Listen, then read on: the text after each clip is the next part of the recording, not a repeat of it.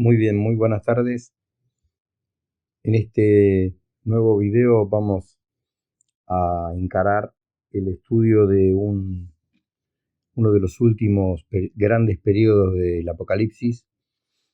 Nosotros estamos trabajando capítulo por capítulo, lo vamos a seguir haciendo, sobre todo en la producción de videos, pero hay que hablar ya de temas, ¿sí? Hay unidades temáticas que exceden a los capítulos y a los versículos. Siempre recordemos que la capitulación y la versiculización de la Sagrada Escritura es un tema de crítica medieval, es decir, la Sagrada Escritura no está escrita teniendo en cuenta capítulos y versículos, sino temas. El gran tema que viene ahora es el castigo de Babilonia, ¿sí? Que va del capítulo 17, versículo 1, hasta el capítulo 19, versículo 10. Nosotros vamos a periodizarlo en temas, ¿sí? Es realmente es una parte del libro del Apocalipsis de muchísima trascendencia para los cristianos contemporáneos de San Juan, estos cristianos que en medio de la persecución encuentran consuelo en estos escritos proféticos apocalípticos. En este periodo, en estos tres capítulos 17 al 19, se nos va a describir la derrota de los adversarios de la iglesia.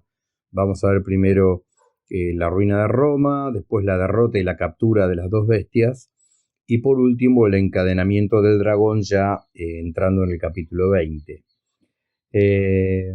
Bueno, la verdad que San Juan nos va a describir en esta sección el aniquilamiento, como decíamos, de Babilonia, que la mayoría de los exégetas contemporáneos, o sea, teniendo en cuenta la contemporaneidad de este escrito, a Babilonia la asocian con Roma, ¿no? Que es la enemiga por excelencia de la expansión de la iglesia en el mundo. Una Roma que recién en el siglo IV se va a convertir, pero hasta el edicto de Milán la va a estar persiguiendo a la iglesia con 10 edictos, ¿no? La caída ya había sido anunciada por dos veces en capítulos anteriores, en Apocalipsis 14:8 y Apocalipsis 16:19. Bueno, el autor sagrado va a representarnos acá a Babilonia bajo la figura de una mujer, un uso bastante corriente en el Antiguo Testamento. La ciudad de Babilonia, la ciudad de Roma, se opone a la ciudad de Jerusalén. De algún modo es una mujer que se opone a la otra mujer, a la mujer del capítulo 12, la mujer vestida de sol. Lo mismo que Jerusalén representa al pueblo de Dios, a la iglesia, podemos decir que Babilonia también simboliza la iglesia del anticristo, por llamarlo de alguna manera. Roma, la gran perseguidora, ¿no? Roma acá está presentada, Babilonia está presentada como una gran prostituta que hace fornicar a los reyes de la tierra, y es la antítesis de la Jerusalén nueva, la esposa gloriosa del Cordero, que se va a ver gloriosamente bajando del cielo en el Apocalipsis 21. Bueno, mientras que Roma es una ciudad lujosa, poderosa, tiene en sí el germen de la corruptibilidad, por lo cual va a ser finalmente destruida a pesar de todo su esplendor y su pompa, mientras que la ciudad santa, Jerusalén, va a durar para siempre. Las secciones las vamos a separar del siguiente modo. Es decir, la sección 17.1 al 19.16 lo vamos a dividir en los siguientes puntos. El ciclo, por decirlo de alguna manera, de la gran ramera, que sería 17.1 al 7, esa es la primera perícopa que vamos a analizar. Veremos con qué fuentes. La segunda sección es el simbolismo de la bestia de la ramera, que eso va desde 17.8 hasta 18, hasta versículo 18, 17.8 a 18. En tercer lugar, hay que analizar un ángel que anuncia solemnemente la caída de Babilonia en 18.1.3. En cuarto lugar, el pueblo de Dios ha de huir de Babilonia, 18:4-8. En quinto lugar, la descripción de la ruina de Babilonia, mediante los lamentos de los que vivían en ella. Eso se ve en 18:9-19. En sexto lugar, veremos el regocijo de los santos, en 18:20-24. Y por último, para cerrar esa sección que va del 17:1 al 19:10, el canto triunfal en el cielo, que son los primeros 10 versículos del capítulo 19. Bueno, después de esta rapidísima sinopsis y presentación de esta nueva sección, vamos a leer el texto canónico de 17:1-7 y sus comentarios pertinentes. Bien.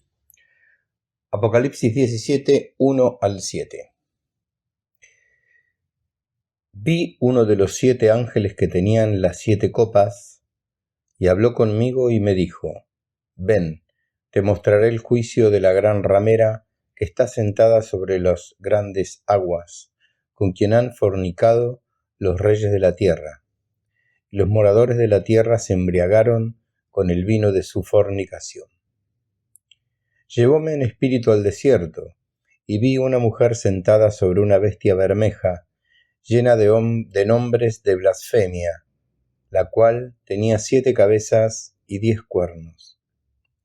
La mujer estaba vestida de púrpura y grana, y adornada de oro y piedras preciosas y perlas, y tenía en su mano una copa de oro, llena de abominaciones y de las impurezas de su fornicación.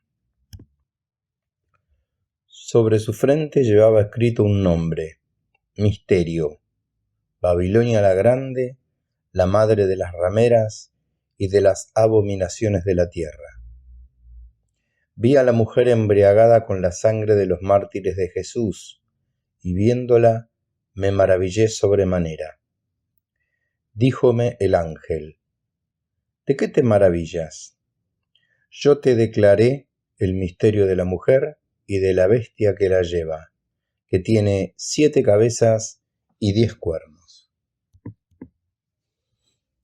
Bien, para el exégesis de esta perícopa vamos a seguir al dominico José Salguero, cuyo trabajo está publicado en la Biblioteca de Autores Cristianos, en la Biblia comentada por los profesores de Salamanca, en el tomo número 7.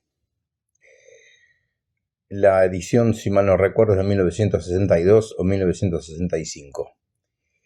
Bien, este exégeta comenta acerca de este pasaje. Para mostrar el enlace del presente capítulo con el precedente, el vidente de Patmos nos presenta a uno de los 7 ángeles de las copas que dirige la palabra al profeta, diciéndole que quiere mostrarle el juicio de la gran ramera sentada sobre las grandes aguas. Esta ramera será pronto identificada con Babilonia. Roma pone Salguero entre paréntesis. Tipo de la ciudad del diablo. La prostitución en lenguaje profético era símbolo de idolatría. Israel, la esposa de Yahvé, al entregarse al culto idolátrico, abandonaba a su legítimo esposo yéndose con otros. Podemos ver, por ejemplo, Oseas 1:2, Ezequiel 16:23. Perdón, Ezequiel es capítulo 16 y capítulo 23. Prosigue Salguero. De ahí que la idolatría sea llamada fornicación. En Nahum, Nínive es presentada como una meretriz, y lo mismo Tiro en Isaías. La de Nahum es Nahum 3:4 y la de Isaías es Isaías 23, del 16 al 17. En Ezequiel 16, 15 al 63, se describe a Israel bajo la forma de una mujer hermosa que se deja llevar del amor a los ídolos y abandona a Yahvé. En el Apocalipsis, esa fornicación será el culto idolátrico a Roma y a sus emperadores, sin excluir el culto pagano que en todo el imperio se tributaba a los dioses. El epíteto de ramera que el autor sagrado da a Roma probablemente no solo se refiere a su idolatría, sino también a la corrupción de costumbres y a los ritos licenciosos que se permitían en ciertos cultos paganos. Las grandes aguas sobre las cuales estaba sentada Roma representan los pueblos y naciones sobre los que ejercía su dominación, como nos declara luego el autor sagrado en el versículo 15. Las aguas de por sí indican inestabilidad, signo muy importante en el Apocalipsis, eso. Generalmente las grandes aguas representan a los pueblos y sobre todo manifiestan el rasgo de inestabilidad, de movimiento permanente. Prosigue Salguero. Por eso Roma, asentada sobre las aguas inestables de las naciones, caerá y se arruinará. La imagen se inspira en Jeremías 51:13, que la aplica a Babilonia, sentada sobre el río Éufrates y sus canales, o también en Ezequiel, cuando habla de Tiro, que tenía una morada en medio de los mares. La cita de Ezequiel es 28:2. El padre prosigue. Pero al no convenir literalmente a Roma, que no estaba situada junto al mar ni junto a grandes ríos, San Juan la interpreta simbólicamente. A no ser que pensemos que para el vidente de Patmos, como para todo el que mirase a Roma desde Asia, parecía sentada en medio del Mediterráneo, en cuyo caso habría que entender las palabras de nuestro texto en sentido literal. Con Roma han fornicado los reyes vasallos, edificándole templos y celebrando fiestas en su honor, y con su ejemplo arrastraron a las respectivas naciones a las prácticas idolátricas del culto imperial, embriagándolos con el vino de su fornicación. Un proverbio antiguo decía que Venus y Baco suelen andar juntos, por eso el ángel habla aquí del vino embriagador de la fornicación. Roma, por su parte, acogía con complacencia todos los cultos y dioses extranjeros que acudían a sus puertas. Una muestra de esto la tenemos en el Panteón, edificado precisamente para albergar a todos los dioses.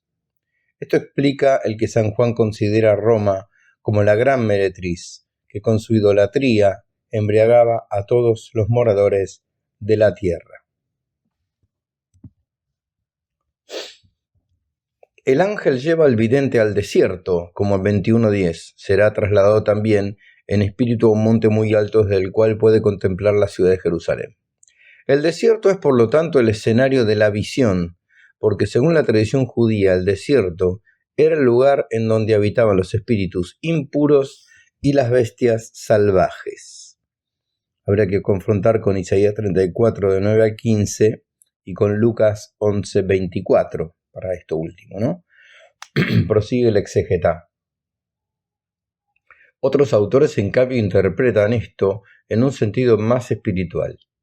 Desierto significaría la soledad en que vive la ramera entregada a la idolatría.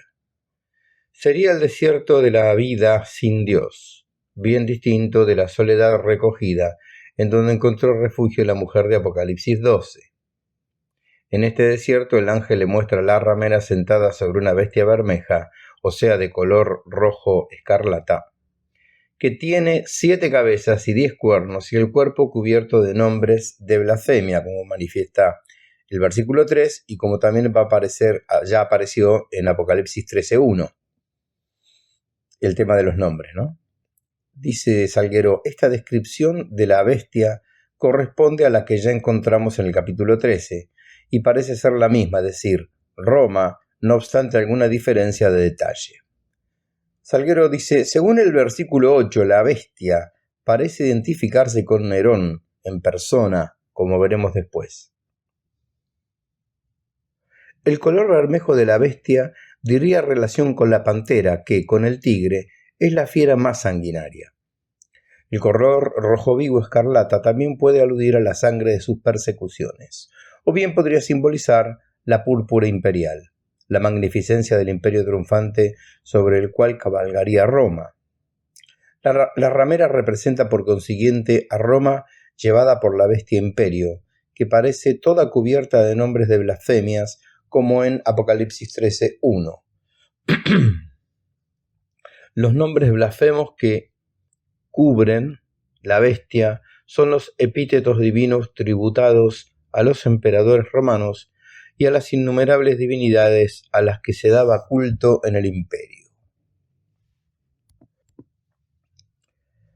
El versículo 4 nos va a decir que la mujer que cabalgaba sobre la bestia iba vestida de púrpura y grana, adornada de todo género de joyas, y en su mano llevaba una copa de oro. Salguero comenta, la púrpura era un vestido de lujo propio de los emperadores y de los reyes, y la grana puede representar la sangre de los mártires derramada por la misma bestia y con la cual se embriagaba, como dice el versículo 6. La gran ramera estaba adornada de oro y piedras preciosas y de perlas, que simbolizan las grandes riquezas que había acumulado con su meretricio. Las prostitutas de Roma y de Grecia tenían fama de adornarse hasta el exceso con púrpura, joyas y piedras preciosas. La suntuosidad del atuendo manifiesta claramente el lujo y la riqueza de la mujer, que como reina tenía la soberanía sobre todos los reyes de la tierra. ¿Hasta qué extremo llegaron este lujo y riquezas?, dice Salguero. Nos lo indican bien los lamentos de los mercaderes en Apocalipsis 18, 11 al 19. También se podrían ver en todos estos adornos los monumentos de Roma, verdaderas joyas arquitectónicas que adornaban a la capital del imperio. Continuando con el texto del padre José Salguero, leemos siempre acá en esta perícopa, ¿no? La ramera llevaba además en su mano una copa de oro que contenía todas las abominaciones e impurezas de la fornicación. Es la copa que ofrece a todos los pueblos para embriagarlos, imponiéndoles el culto imperial. Las abominaciones y suciedades que llevaba en la copa simbolizan los cultos idolátricos y las costumbres licenciosas de la Roma pagana. Tácito dice a este propósito: de donde de todos lados confluyen cosas atroces o vergonzosas y se celebran. La gran ramera, adornada con todas las vanidades de la tierra, contrasta con la mujer del capítulo 12, vestida de sol y coronada de estrellas. Bien, voy a comentar un poco lo que prosigue escribiendo Salguero para que no se haga tan extenso. Salguero se va a referir ahora al nombre de la gran meretriz que lleva escrito sobre su frente. Afirma que testimonios como el de Juvenal y el de Séneca dicen que las prostitutas romanas llevaban su nombre escrito en la frente. Esta meretriz va a llevar un nombre misterioso, por eso dice misterio, Babilonia la Grande. Acá aclara Salguero que no se trata de la Babilonia de la Mesopotamia, que en aquel tiempo ya no existía, sino de Roma. Babilonia la Grande es Roma, que es la perseguidora de los cristianos.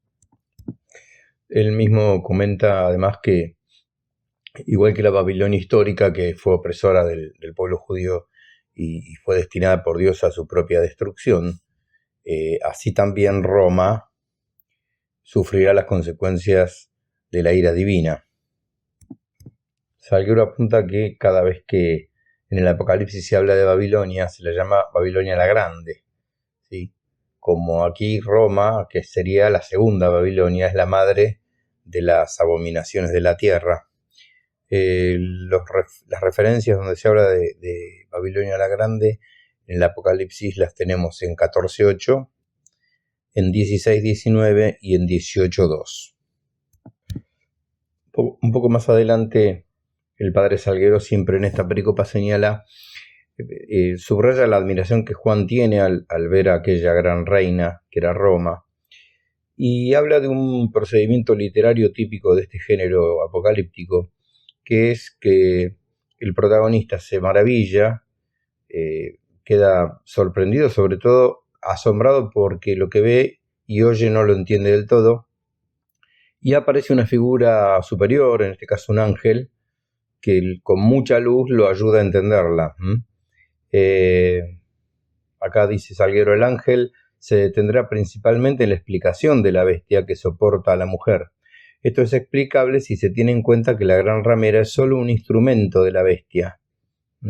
El ángel explica el misterio de la bestia empleando fórmulas misteriosas que, si bien para sus contemporáneos resultarían más inteligibles, para nosotros resultan indescifrables, confiesa Salguero. Es algo propio del género apocalíptico. Además, resultaba peligroso para Juan y los cristianos decir las cosas demasiado claras, ya que se trataba de la condenación de Roma y del anuncio de su próxima ruina.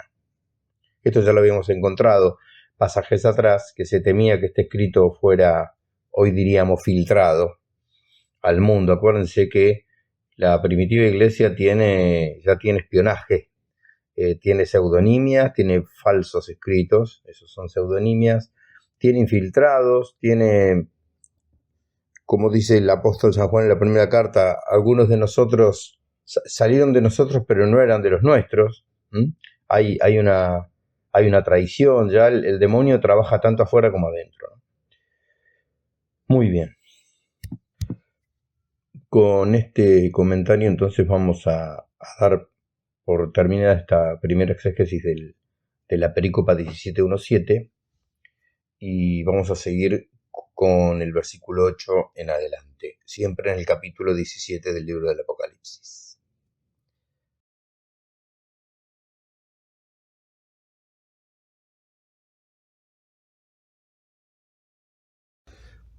Sinceramente, a pesar de que acababa de decir de seguir adelante con el versículo 8, confieso que leyendo también algunas otras fuentes que estamos citando en este curso largo del Apocalipsis, leyendo algunos fragmentos de los padres de la Iglesia y de autores eclesiásticos antiguos, hay cosas realmente que sobre esta pequeña perícopa creo que vale la pena destacar.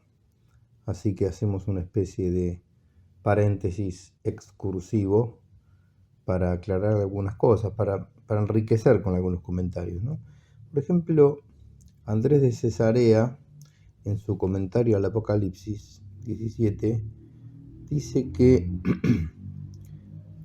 dice que algunos interpretan que esta prostituta es la antigua Roma, porque está situada sobre 7 colinas, recordemos las 7 colinas sobre las que está fundada Roma, ¿no? Y las 7 cabezas de la bestia, dice Andrés, que la sostienen son los 7 reyes más impíos, desde Domiciano a Diocleciano, él llama reyes a los emperadores, que persiguieron a la iglesia. Andrés dice que se está refiriendo ahora a la ciudad, ¿no? Dice: nosotros, dejándonos guiar en lo posible por la secuencia de los acontecimientos, pensamos que esta mujer es o el reino terreno en general, representado como con un solo cuerpo, o la ciudad gobernada hasta la llegada del anticristo, dice Andrés. Efectivamente, la Roma antigua perdió hace mucho su poder dominador, a no ser que supongamos que de nuevo ha de retornar a ella su vieja dignidad. Andrés está escribiendo en el siglo VI, o sea que ya hace un siglo y medio que Roma cayó en manos de los bárbaros, si mal no recuerdo, de los cérulos, ¿sí? 476.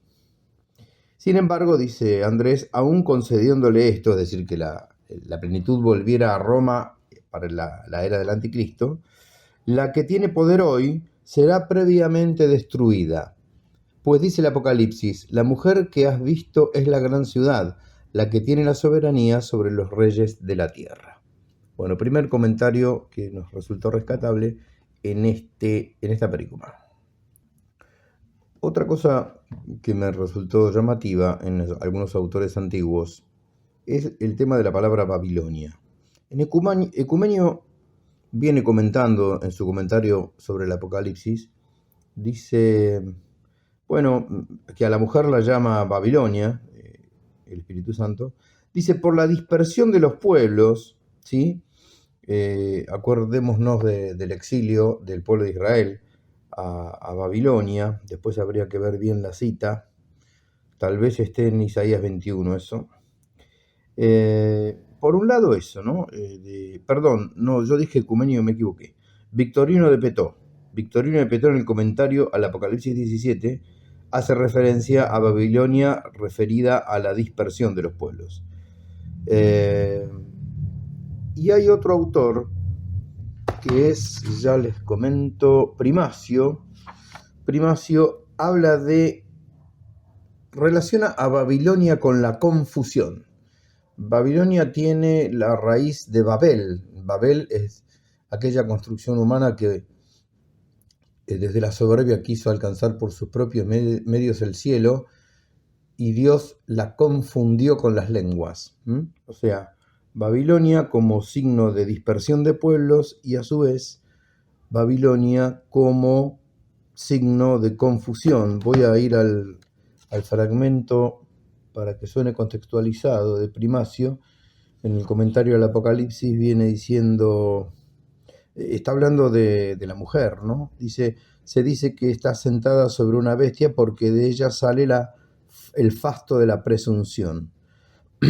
También es roja porque se trata de una bestia cruel, como se ha dicho, un cuerpo enfrentado al cordero, en el que el diablo, o una cabeza como muerta, o la gente que ha recibido el conjunto de Babilonia, o sea, la confusión. Es roja por la crueldad de su impiedad y por la embriaguez de sus corrupciones, como si fueran sangre. Bueno. Aparece también abonada esa tesis del desierto como la antípoda del lugar donde está Dios. A pesar de que también en la tradición cristiana el desierto muchas veces es el lugar del encuentro con Dios, ¿no? Pero aquí se rescata esa simbología. Por ejemplo, en Cesareo de Arles, en la exposición sobre el Apocalipsis 17 y en su homilía número 13, está este pequeño fragmento que me resulta muy valioso. Dice Cesareo: en la bestia es necesario ver a todo el pueblo malvado. En la mujer está representada la corrupción. Dice que la mujer está sentada en el desierto porque ella sí se sienta en los impíos, en los que el alma está muerta y los que son abandonados por Dios. Desierto como signo de abandono de Dios y de muerte del alma. Prosigue Cesareo. Dijo, se refiere al escrito, ¿no? En espíritu, dijo en espíritu, porque un abandono de este género no puede ser visto más que en espíritu. Recordemos esa idea que leímos hace un rato en Salguero, de que, típico del género apocalíptico, el vidente o el protagonista tiene que tener una intermediación de un ser superior, en este caso de un ángel, para poder descifrar, o un auxilio divino, para descifrar el signo que tiene delante. Andrés de Cesarea, otra vez, en su comentario al Apocalipsis, abona todavía un poco más respecto a la ciudad y al desierto. Se hace necesario explicar qué desierto se debe entender que es este, el cual dice ser trasladado en espíritu. Pues bien, creemos que en lo relacionado a las cosas espirituales, toda ciudad o multitud populosa es un desierto. Atención, ¿eh? Es un desierto que se hace reprobable por la embriaguez de su alma, por prostituirse ante Dios y por otras razones semejantes. Toda ciudad es un desierto, dice Andrés. Pero hay que notar, prosigue, además que en su visión espiritual el apóstol ve la devastación de la citada prostituta, a la cual ha visto como una mujer a causa del afeminamiento y la falta de virilidad propios del pecado. Bueno, otra imagen entonces enriquecida por estos comentarios de autores eclesiásticos antiguos. También llama la atención de otro autor, Primacio, respecto a las 7 cabezas y los 10 cuernos. Lo voy a resumir un poco porque su comentario al Apocalipsis 17 es bastante extenso, al versículo 3. Las 7 cabezas y los 10 cuernos de Primacio. A Primacio lo tenemos de Agrumeto, lo tenemos hacia el siglo VI. Escribe en su comentario al Apocalipsis, algunos fragmentos voy a leer de Primacio. También el santo profeta Daniel afirma que al aproximarse la última persecución habrá 10 reyes. Habría que confrontarlo con Daniel 7:24. Sigue Primacio. Repetidas veces lo señala ahora este libro en las 7 cabezas y los 10 cuernos de la bestia. Igual que más arriba ha dicho también que tenían diademas. Pues una vez destruidos todos los reinos, solo ellos podrán gobernar en el mundo entero. En efecto, dice que en las cabezas erguidas llevan como trofeos diademas, que son la señal de los reinos derrotados. Por eso advierte que con sabiduría puede deducirse que las 7 cabezas son 7 colinas para señalar a Roma, que se asienta sobre 7 colinas. Un poco más adelante dice algo muy interesante, Primacio. Con el número 7 quiso mostrar además la universalidad de esta dominación, ya que el 3 y el 4, es decir, el impar y el par, que lo componen como entidad distinta, insinúan lo universal. El 7, al resultar de la suma del 3 impar y del 4 par, insinúan universalidad. Lo que dijimos positivamente que estaba prefigurado en las 7 iglesias, es decir, que la única iglesia de Cristo habría de extenderse por toda la tierra, a la que parece ahora ponerse el mismo número. Recordemos allá al principio, el primer septenario son las 7 iglesias del Apocalipsis, ¿no? Continúa Primacio diciéndonos que el número 7 aparece con frecuencia en la Sagrada Escritura para lo bueno y para lo malo. Igual que el Espíritu Santo, es testimonio del profeta Isaías, se le considera espíritu septenario por la buena operación de difundir los 7 dones. También el espíritu malo se le designa con frecuencia como septiforme. Interesantísimo, prosigue Primacio. Y puesto que la monarquía de estos reyes se enfrenta y contradice muchas veces a la Iglesia de Cristo, y no solo combate a los fieles con la clara precisión del poder, sino que trata de seducirlos con apariencia engañosa de verdad, está confrontando el 7 con el 7, ¿no? Dice, su poderío... Me perdí. Su poderío evidente se representa en los 10 cuernos, y en las 7 cabezas lo que verosímilmente es un fraude. Llama mucho la atención, esto lo digo yo, llama mucho la atención las 7 cabezas con los 10 cuernos. Esa incordancia aritmética, en Primacio la toma como una verosimilitud de fraude, lo cual no está mal, Prosigue Primacio, por eso predice que esta persecución ha de ser violenta, favorecido el arte de engañar por el poder y supliendo con la violencia lo que le falte al disimulo. Clarísimo.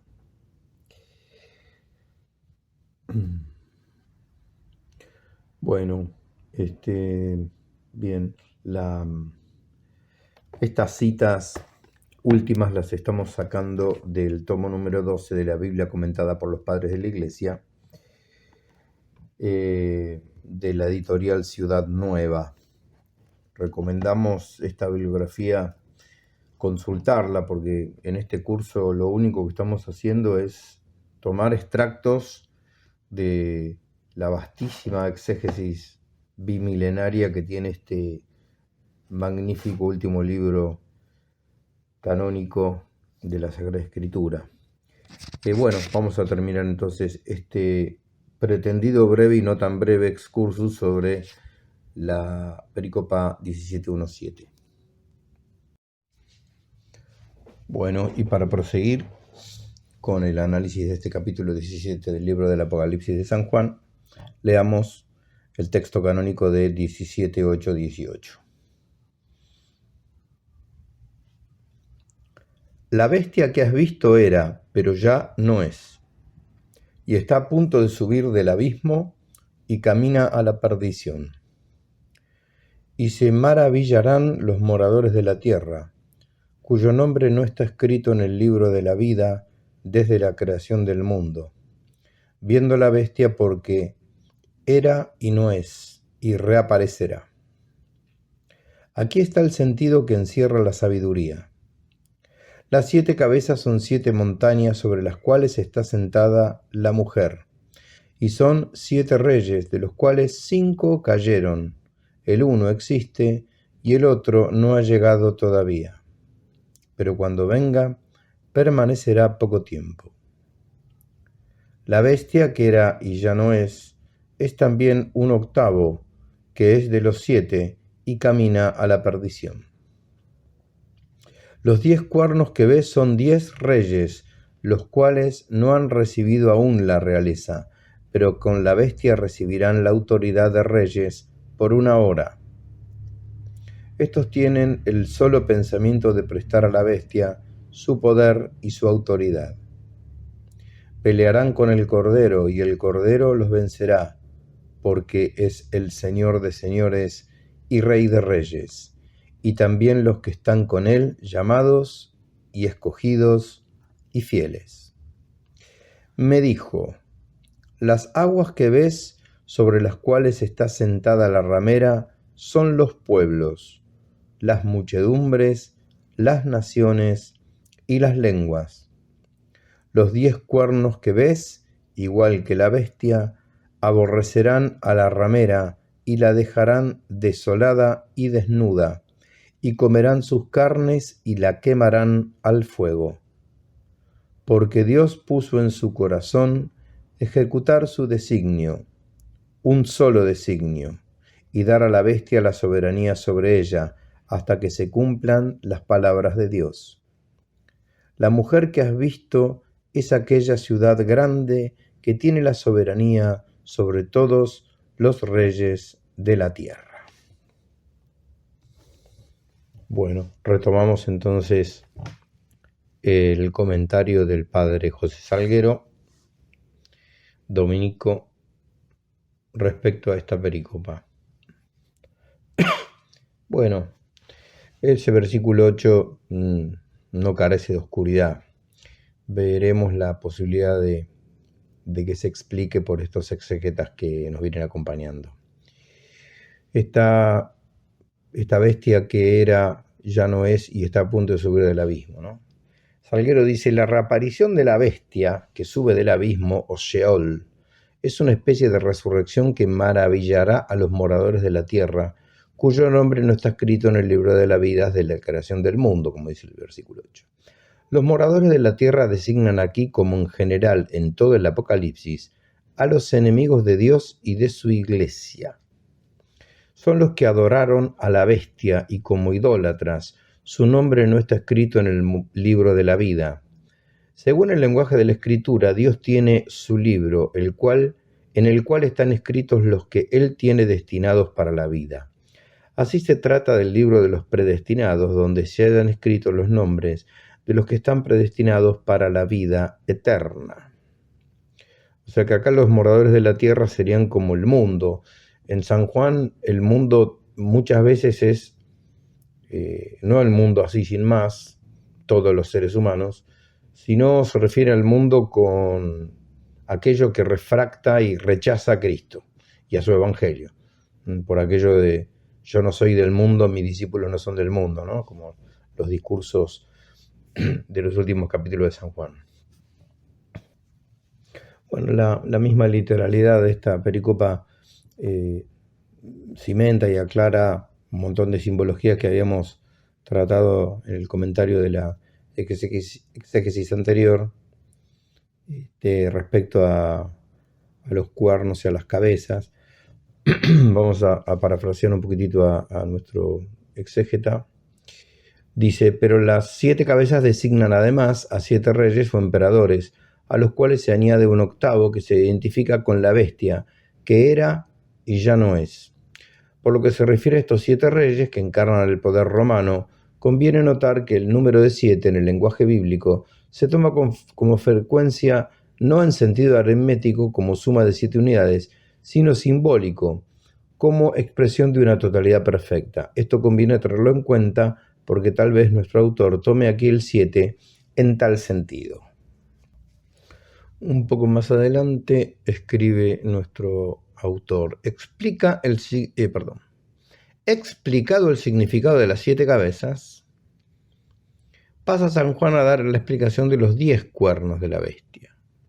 Estos 10 cuernos representan, según la interpretación del ángel, a 10 reyes vasallos del Imperio Romano, que en las guerras concurrirán con sus tropas auxiliares a reforzar las legiones romanas. Los 10 reyes no han recibido aún la realeza cuando Juan tuvo la visión, pero se les dará la autoridad regia que ejercerán junto con la bestia por espacio de 1 hora. Versículo 12.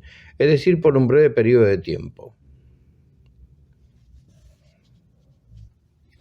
Un poco más adelante nos va a indicar Salguero que el ángel,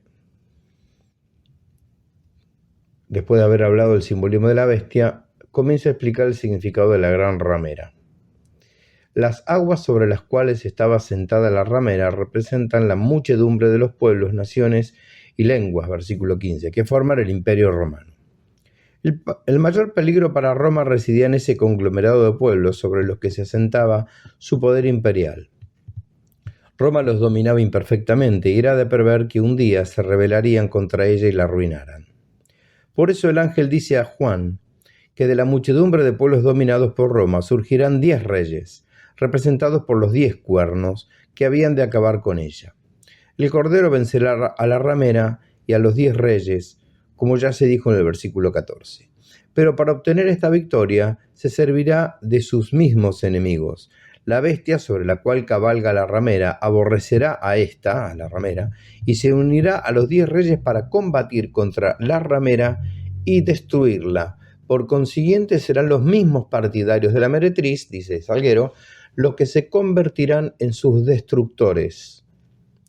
Estos manifestarán su odio contra la gran ramera, dejándola desolada, desierta de habitantes y de riquezas, desnuda de sus atavíos y joyas arquitectónicas, consumida por el saqueo y el bandidaje y destruida por el fuego. La ruina será, dice Salguero, completa e irreparable. Bueno, hasta ahí vamos a dejar el comentario al capítulo 17. Habíamos explicado que 17, 18 y 19 son una unidad politemática, pero a su vez monocorde en el discurso dramático de esa historia. Nosotros, para seguir respetando el orden de este curso, vamos a interrumpir acá para que se pueda entender capítulo por capítulo. Lo que vendría ahora es 18, 1 y siguientes, donde el ángel anuncia solemnemente la caída de Babilonia y todo lo que sucederá después. Bueno, también invitamos a consultar esta bibliografía última que estuvimos apuntando respecto al dominico José Salguero, publicada en Biblioteca de Autores Cristianos, más conocida como la BAC, en el año 1962. Bueno, gracias y hasta la clase próxima.